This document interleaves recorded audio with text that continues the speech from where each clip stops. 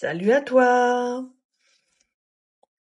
Alors pourquoi les personnes qui ne connaissent pas Dieu réussissent parfois mieux que certains chrétiens ou chrétiennes? Alors tu dois savoir que quelqu'un déjà qui ne connaît pas Dieu, il aura beau avoir une bonne place, de l'argent, une belle maison, en fait cette personne-là est pauvre. Elle n'a rien. Pauvre, misérable et nue, comme nous dit la parole de Dieu. Car sans Jésus, nous sommes pauvres. Sans Jésus, nous n'avons rien du tout.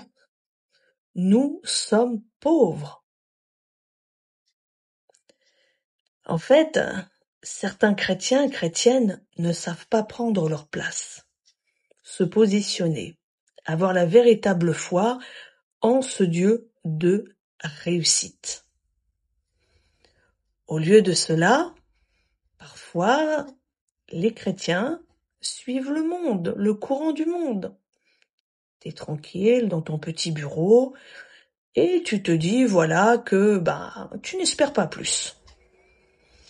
Le travail pour lequel tu te lèves chaque jour, tu te dis c'est ce que je ferai toute ma vie. Et tu ne chercheras pas à avoir mieux et à avoir plus. Parce qu'au fond, ça te rassure.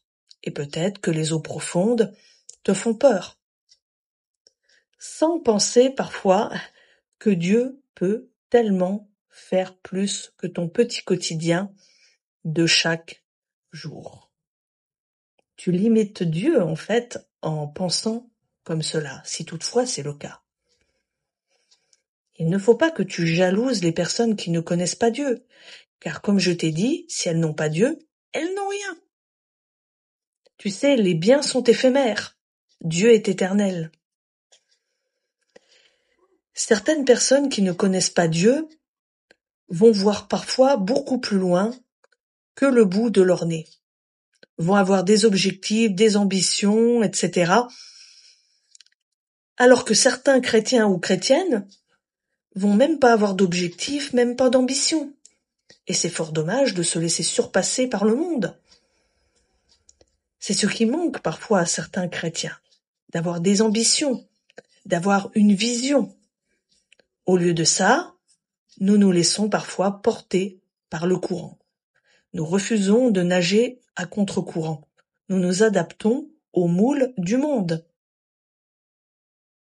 Tu dis que tu galères, mais ce n'est pas parce que tu es chrétien, chrétienne, que la vie sera un long fleuve tranquille.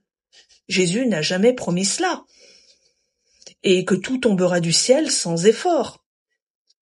Ce qui manque à certains chrétiens et chrétiennes, c'est d'avoir une vision. C'est de connaître la volonté de Dieu. Ce qu'il veut que nous fassions. Pourquoi certains chrétiens, chrétiennes sont prospères et pas d'autres? Parce que justement, il manque cette confiance en Dieu et cette vision.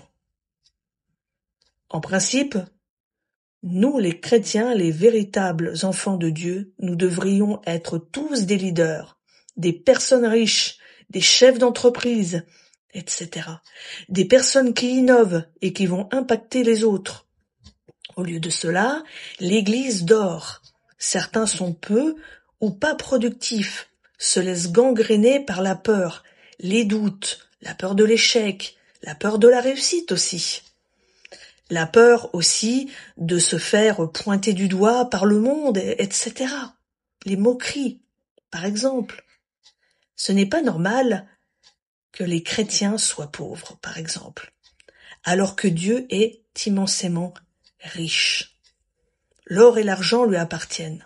C'est ce qui est écrit dans la parole. Ce n'est pas normal que les chrétiens ne soient pas à la tête et qu'ils laissent le monde les surpasser, alors que les chrétiens ont Jésus. Nous n'évoluons pas parce que nous restons coincés aussi dans notre mentalité de trop petit. On se dit, mais c'est impossible, c'est trop beau, c'est trop grand pour être vrai. Parce qu'en fait, nous nous basons sur le monde. Nous manquons d'ambition, de projet. Voilà pourquoi, parfois, nous sommes toujours à la même place.